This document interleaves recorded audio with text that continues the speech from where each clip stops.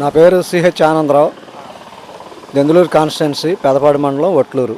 అలాగే ఇప్పుడు కూటమి ప్రభుత్వం అధికారంలోకి వచ్చిన తర్వాత చంద్రబాబు నాయుడు గారి పరిపాలన ఏ రకం? 100% చాలా చాలా చాలా బాగుంది. ఈ రాష్ట్రం భవిష్యత్తు అంటే చంద్రబాబు గారే.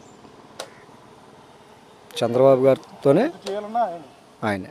అలాగే ఇప్పుడు గత వారం రోజులు బట్టి చూసుకుంటే విజయవాడ అంతా వరదలతో మునిగిపోయి ఉంది.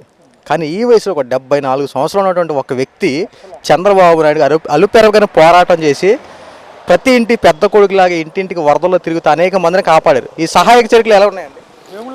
అసలు కష్టపడటం అంటేనే చంద్రబాబు గారే కష్టం. ఆయన చేసే పనికి ఎవ్వరు కూడా వేలు చూపలేరు. భారతదేశంలో నేను చూసినటువంటి రాజకీయ నాయకుల్లో చంద్రబాబు గారు the most person. Sir CBN అనాలి ఆయన్ని. Sir CBN. సర్ అంటే ఏంటి? సర్ అంటే ఏంటి మీకు తెలుసా? అసలు మీకు తెలుసా దాని అబ్రివేషన్? సర్ అంటే ఒక గౌరవమైన బిరుదు. అది cricket legendary sir Donald Bradman, sir Vivian Richards అంటారు సార్. అలాంటి కోవలో సర్ సిబిఎన్. ఈ రోజున ఈ క్లౌడ్ ఎందుకు వస్తుంది అంటే మనం చేసేటువంటి తప్పిదాల వల్లే ఈ విపరీతమైనటువంటి వాతావరణంలో మార్పులు సంభవించి వర్షాలు పడినా, అధిక వర్షం పడినా, అధిక ఎండేసినా మనం చేసే తప్పిద వల్ల. మన తప్పుల్ని మనం ఎప్పుడైనా సరే తగ్గించుకోవాలి. ఇప్పుడు విజయవాడ మునిగిపోయింది అని అనటానికి కారణం ఏంటి? ప్రతి ఒక్కడు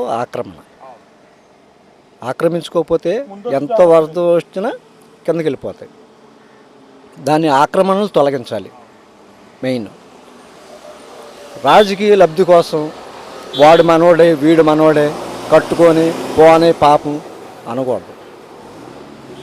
దాన్ని ఎప్పుడైతే తీస్తారో ఎప్పటికైనా ప్రమాదమే. ఎందుకంటే 4 జిల్లాల నుంచి వచ్చే వర్షం విజయవాడ మీద రావాలి. అది ఎక్కడ? మున్నేరు, బుడమేరు, రాములేరు, తమ్మిలేరు.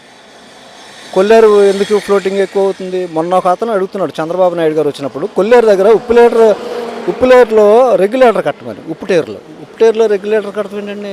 వాటర్ ఎక్కడికి వెళ్ళొద్దు? సముద్రానికి వెళ్ళొద్దా? అంటే జనాలు మునిగిపోవాలా? వీళ్ళ చేపల చెరువుల కోసం జనాలు పోవాలా? వీళ్ళేమో 100 ఎకరాలు ఆక్రమించేసుకోవాలా? అలాంటి పనులు చేయకూడదు. నీతిగా నిజాయితీగా ఉన్న దాంట్లో గౌరవంగా బతకాలి. బతికిన 4 రోజులు. చంద్రబాబు గారు అయితే most person of Indian politician.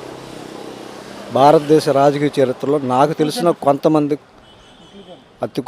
వ్యక్తుల్లో ఆయన ఒకరు. నా గురువులు ఎవరో తెలుసా? ఫస్ట్ సిపిఎం సిపిఐ జ్యోతి బస్సు గారు, నెక్స్ట్ లాల్ కృష్ణ అద్వానీ గారు. పార్టీలు వేరు, వ్యక్తులు వేరు. అలాంటి వ్యక్తులు కోవకు చెందినటువంటి చంద్రబాబు నాయుడు గారిని ఎవరు కూడా వేలెట్టి చూపించలేరు. అమెరికన్ ప్రెసిడెంట్ బిల్గేట్ కాదు,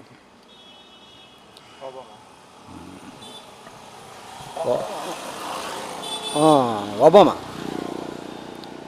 5 నిమిషాలు బిల్గేట్స్కిను ఎలాన్ మస్కే టైం ఇవ్వరు. అలాంటిది చంద్రబాబు గారితో అరగంట సేపు టైం ఇచ్చి మాట్లాడారు తెలుసా? ఎందుకంటే రాష్ట్ర అభివృద్ధిని ఆయన అయితేనే చేయగలడు. గత ప్రభుత్వంలో ఎన్ని కంపెనీలను తీసుకొచ్చాడు? అవన్నీ ఏమైపోయినాయి? ఒక్క కంపెనీ వచ్చిందా? జగన్మోహన్ రెడ్డి 5 సంవత్సరాలలో ఒక్క కంపెనీ అని వచ్చిందా? మొన్న పరిస్థితి ఏంటి? ప్రకాశం బ్యారేజ్ని దెబ్బ కొట్టేయాలి. ఇదే పడవలు తీసుకొచ్చి అసలు 4 పడవలు ఒకేసారి ఎలా వస్తాయి? అంటే దీన్ని బట్టి అర్థం చేసుకోవాల్సింది ఏంటంటే ప్రాజెక్టుల్లో కూడా సమ్మర్ వచ్చినప్పుడు ఒక లెంగ్త్ 100 ఫీట్స్ ముందుకు జరిపి అక్కడ ఒక రైలింగ్ పాతాలేక. ఇటువంటి తప్పుడోళ్ళ గురించి. ప్రాజెక్ట్ అంటే ఏంటి? ప్రాజెక్ట్ అంటే ప్రజల జీవనాడి. వాటర్ లేకుండా మనిషి బతుకుతాడా? మరి ఇటువంటి దుర్మార్గమైన చర్యలు చేస్తుంటే వీళ్ళు ఎంతవరకు అని కాపలాగత్తాం మనం? నువ్వు ఎంతకాలం బతుకుతావు? నీ తర్వాత నెక్స్ట్ తరం ఏంటి అసలు? ఒక్కసారి నువ్వు ఆలోచించుకో. నీకు ఉండదు 2 కూతుళ్ళు. నువ్వు ఎందుకు ఏం పార్కులాడుతున్నావు? దేనికోసం? నువ్వు ఉన్నంతకాలం హ్యాపీగా చెయ్యి, తప్పులేదు. కానీ ఫ్రాడ్ పనులు చేయకూడదు. చూసుకుంటే చంద్రబాబు గారు చేసిన సహాయ చర్యలు కూడా రాజకీయ లబ్ధి పొందేలా ఎక్కడికక్కడ ప్రెస్ మీట్లు పెట్టి బురద జల్లే కార్యక్రమాలు జగన్మోహన్ రెడ్డి చేశాడు. జనాలు ఎక్కువగానే మాట్లాడారు. నేను దాంట్లో ప్రత్యేకంగా చెప్పాల్సిన ఏం లేదు. ఆ వయసులో ఆయన వచ్చి మా ఇంటికి వచ్చి మమ్మల్ని పలకరించి మాకు ఓదార్పుగా అన్నీ చేసి అంత చేసిన వ్యక్తి నువ్వేం చేసావు? నువ్వు మహా అయితే హెలికాప్టర్లో తిరిగేవాడు అధికారంలో ఉంటే. మామూలుగా అధికారంలో ఉన్నప్పుడే పరదాలు కట్టించేవాడివి, రోడ్లు అమ్మటి వెళ్ళేటప్పుడు చెయ్యి ఊపుకుంటూ వెళ్ళేవాడివి. నువ్వు ఇంకా ఏం చేస్తావు? నువ్వు జనాలు చాలామంది అడిగారు విజయవాడలో. ఏ చూసుకుంటే నెక్స్ట్ వైసీపీ అనేది లేదమ్మా. ఎప్పుడైనా సరే వైసీపీ అనేది లేదే కాదు, కనుమరుగైపోయింది. చూసుకుంటే ప్రభుత్వ గతంలో వైఎస్ జగన్మోహన్ రెడ్డి హయాంలో టీడీపీ పార్టీ ఆఫీస్ ధ్వంసం చేసిన కారణంగా ఇప్పుడు అందరూ అక్రమ అరెస్టులు మొత్తం అవుతుంది. ఇప్పుడు ఖచ్చితంగా ఇప్పుడు నిన్న నందిగామ సురేష్ కూడా అరెస్ట్ అయితే వెళ్ళి మళ్ళీ ప్రెస్ మీట్ పెట్టి అక్కడికి వెళ్ళి మాట్లాడుతున్నాడు జగన్మోహన్. జోగి రమేష్, దేవినేని అవినాష్ అందరూ ఉన్నారు, అందరూ అవుతాయి. ఇప్పుడు కోర్టుకి వెళ్తారు, తప్పులేదు. కోర్టులో కూడా న్యాయం అనేది ఉంటుంది. ఇప్పుడు నీకు వర్తించింది నాకు వర్తిస్తుంది. నువ్వు చేస్తే సంసారం, నేను చేస్తే వ్యభిచారం అంటే ఎలా కుదురుతుంది? ఇద్దరు ఒకటే అవుతే అదే అవుద్ది. ఇప్పుడు ఆడెవడో మనం వ్యక్తులు వీళ్ళు ఎంత మాట్లాడారు ఈవేళ, వాళ్ళ మీద నుంచి పారిపోయాడు. కొడాలని మాట్లాడతలా, పేరునని మాట్లాడతలా, అనిల్ కుమార్ గారు మాట్లాడతలా, వీడెవడో డ్యాన్సులు అమ్మంటి రాంబాబు గారు మాట్లాడతారు. ఈవేళ మాట్లాడాలిగా. నువ్వు మీ ప్రతిపక్ష నాయకుడు, మీ నాయకుడి దగ్గర మీరు అంత ఇదిగా అధికారంలో ఉన్నప్పుడు అంత మెప్పు కోసం మీరు అన్ని పచ్చిగా మాట్లాడారే, ఈవేళ జనం గురించి ఎందుకు మాట్లాడరు? ఈవేళ ఇంతమంది కొన్ని కోట్లు ఫండ్స్ ఇస్తున్నారే, నీకు ఎన్ని లక్షల కోట్లు ఉంది? నువ్వేమి ఇచ్చావు అసలు ఈవేళ ప్రజలకి? నువ్వేం చేసావు చెప్పు? నీ పార్టీ తరఫున పని, నీ వ్యక్తిగతంగా పార్టీ పక్కన పెట్టు, వ్యక్తిగతంగా చేయాలిగా. ప్రభాస్కి ఏం పని 4 కోట్లు ఇస్తానికి? ప్రభాస్ ఆస్తి ఎంత, నీ ఆస్తి ఎంత?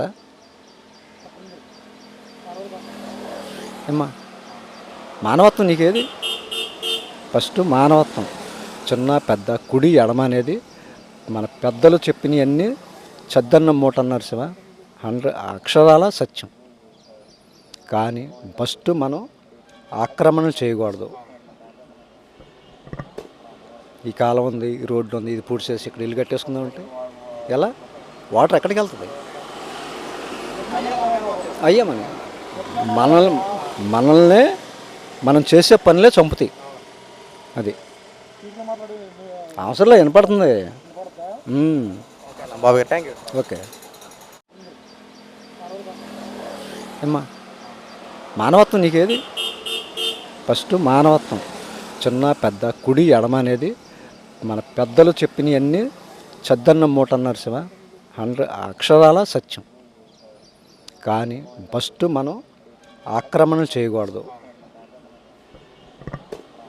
ఈ కాలం ఉంది, ఈ రోడ్డు ఉంది, ఇది పూర్తి చేసి ఇక్కడ ఇల్లు కట్టేసుకుందామంటే ఎలా? వాటర్ ఎక్కడికి వెళ్తుంది? అయ్యామని మనల్నే మనం చేసే పనులే చంపుతాయి. అది అవసరంలో వినపడుతుంది.